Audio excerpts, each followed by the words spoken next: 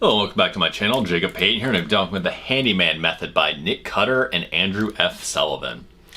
Yeah, it's kind of this cool cover of this house, like, kind of sinking in. It looks like blood or something. I don't know, it's pretty cool. When the Sullivan family moves into a rural, unfinished development community, cracks begin to emerge in both their new residents and their lives. As a father wrestling with his unemployment and his uncertain place in the world, Trent Saban's, sorry, I'm already stumbling over it, attempts at DIY home repairs lead him down an online rabbit hole where a paranormal radicalization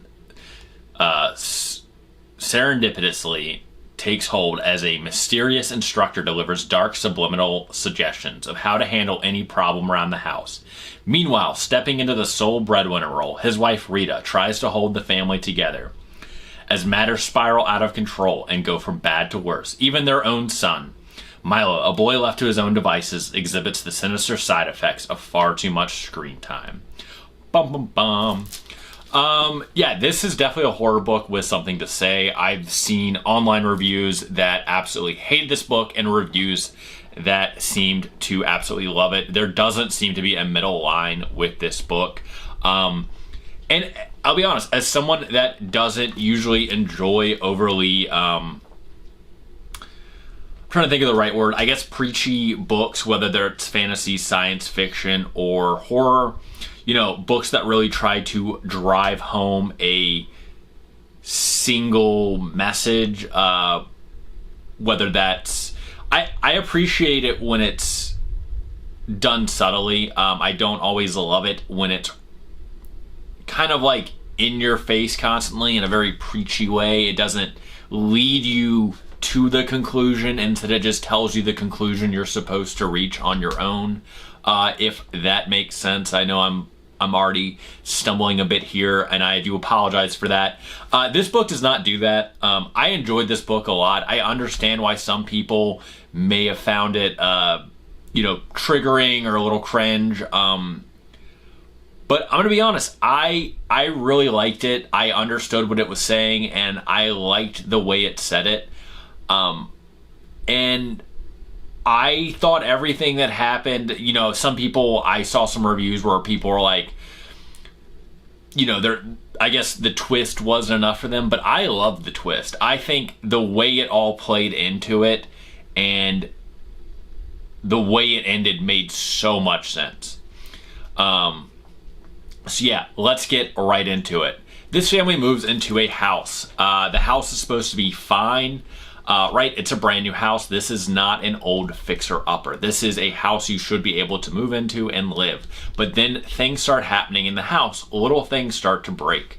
Now, our man, I'm already forgetting his name, which is terrible because I just finished this book. Trent. I don't know why that name is so hard to remember. Our man Trent is not a DIY expert. He is not a home repair guru.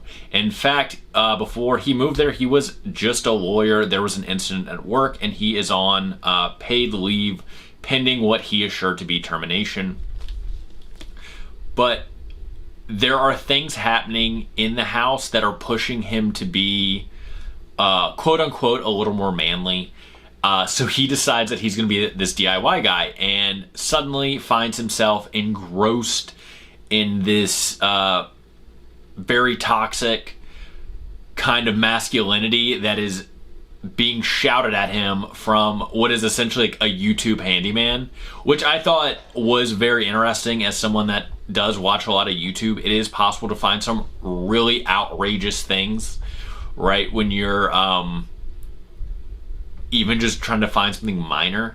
So I thought that was very believable, very funny, and very modern, and also just very interesting. Like, I liked, this was a very believable, outside of like the magic and the monsters, this was a very believable horror in some of the things that was happening. And I don't know, I thought it was fascinating. I read my first Nick Cutter book earlier this year, and that was The Troop.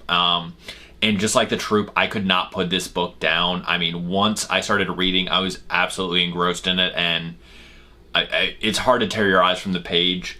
But yes, Trent, what starts with Trent doing DIY kind of becomes him doing all sorts of strange activities in his everyday life. Sometimes he does violent acts that he does not remember, all at the urging of Handyman Hank. And he is not alone. Milo has found a new friend as well that talks to him through the TV screen ever since they moved in the house, and that is little boy Blue.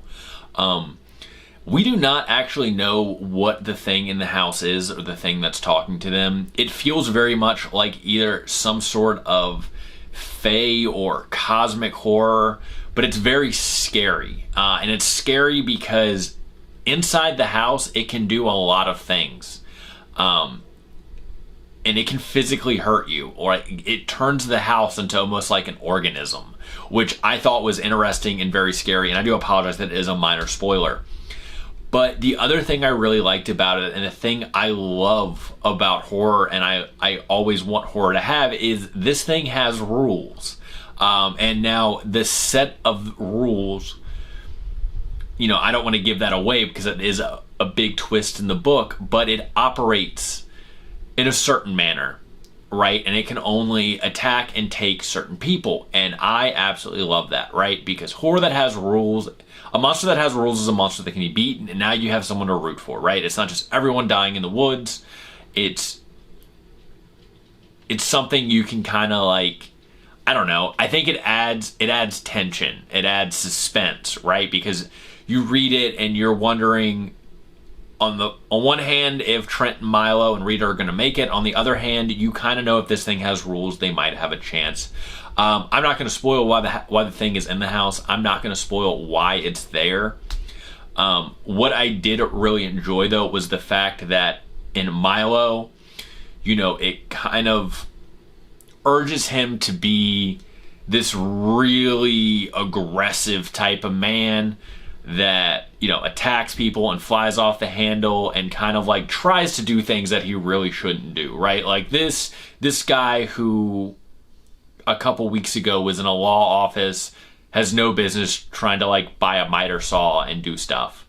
And just like, you know, with Milo, it also gets his son to do stuff that his son would not normally do. A lot of that involves going deep in the woods or exploring deeper and deeper crevices inside the house, all of which are very scary. And to Rita, it just kind of threatens her. Like I said, I'm not going to spoil too much about it, but it is very interesting in the fact that she is noticing these changes early on and the way that this entity reacts to her.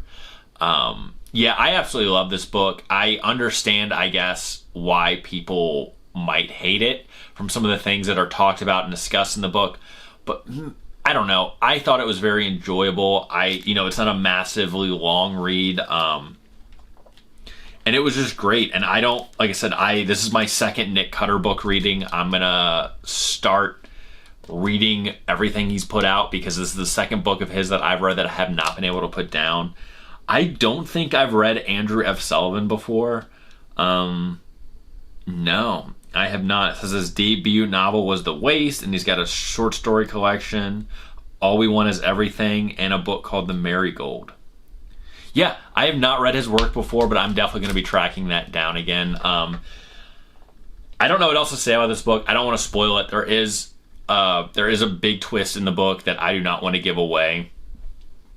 I love this book. If you were on the fence about reading it because of other reviews you may have seen, I would say give it a chance. Because if you've read Nick Cutter before and you know what he's about, I think you'll really enjoy this book. I mean, I was not able to put this down once it really got going. And I'll be honest, it gets going pretty much from the start, right? The first couple chapters, you know that there's something very off and very weird about Handyman Hank. And I also love the way that they handle the shifting perspectives because we're able to see through everyone's eyes how each member of the family is changing as they watch. And I thought that was a lot of fun. It kind of adds the level of paranoia in there. Yeah, I don't have anything else to say about this because I don't want to give away too much. Read this book. Read more Nick Cutter. Read more Andrew Sullivan. If you have read this book, you liked it, you didn't like it, let me know in the comments below. And as always, if you enjoyed this video, please like and subscribe, and I'll see you guys next time.